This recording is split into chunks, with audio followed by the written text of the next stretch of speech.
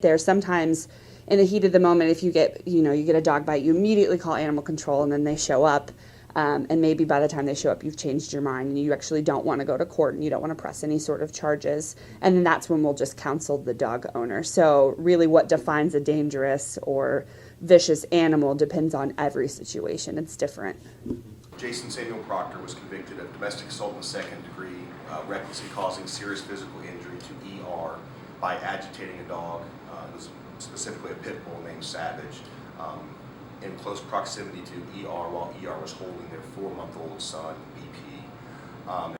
He lit fireworks and threw them outside, and this was defendant's dog, and there was other testimony that the defendant knew that fireworks would agitate the dog and that the dog would go after the firework, attack fireworks when he came into contact with him.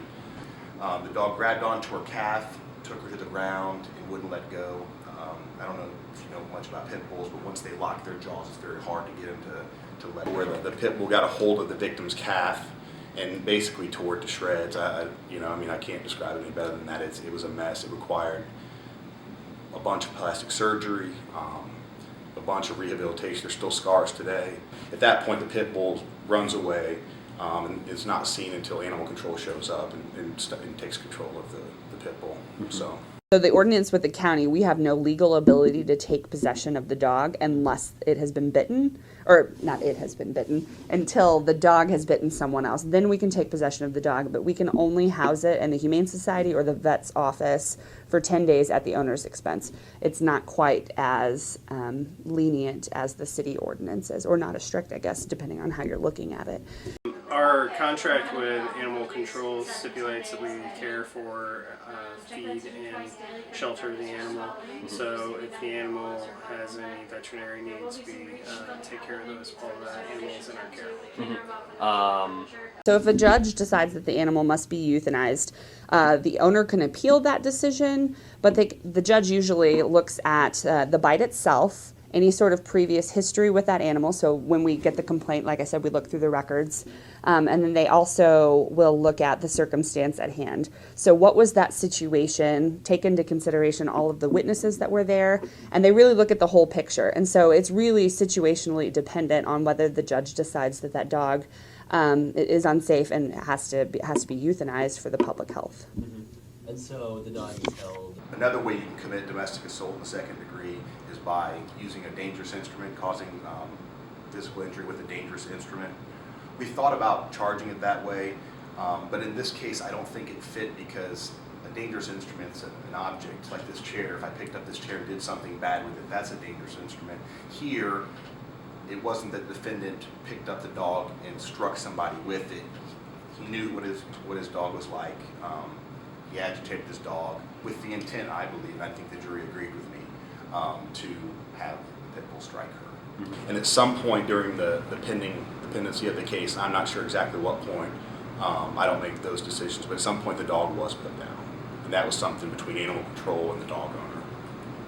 I think with any incident like that is very impassioned. People love their pets. That's a member of their family. And so it's really emotional for all parties involved, and I don't think any owner would like to believe that their dog had bit someone or caused somebody else harm. And so I think there's always going to be an emotional factor that comes into that. Myself personally, I think it's fair to say that with every case, every bite case, there's always some emotion and some heart and some impassioned feelings. Mm-hmm. And then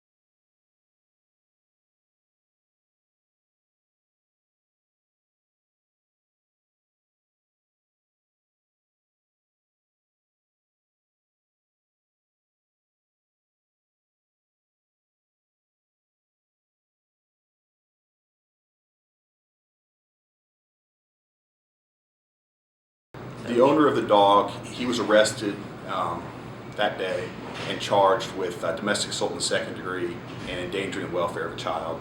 And domestic assault was that the allegation was that he recklessly caused serious physical injury to ER by agitating a pit bull in close proximity to ER.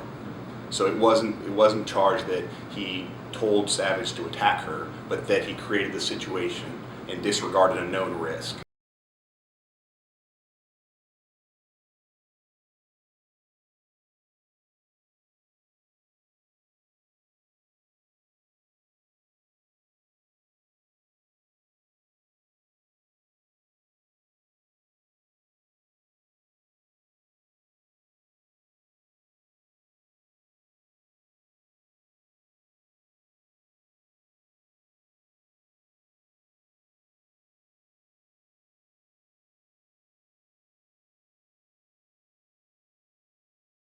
I believe he got 13 years total. And now, and part of that is because domestic assault in the second degree is a C felony, which is a range of punishment from 0 to 7 years. He was a prior and persistent felon, which bumps the range of punishment up to a maximum of 15 years.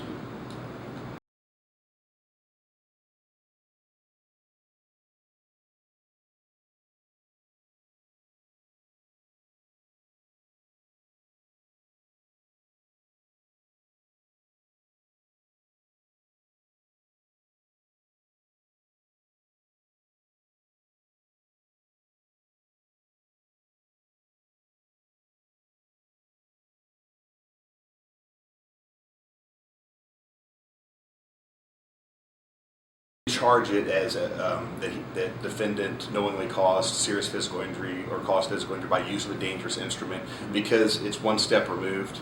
The defendant did things knowing that the dog would react or hoping the dog would react in a certain way. It wasn't quite to the level of Savage, sicker. That wasn't the testimony. It was sort of one step removed from that, in my opinion. And that's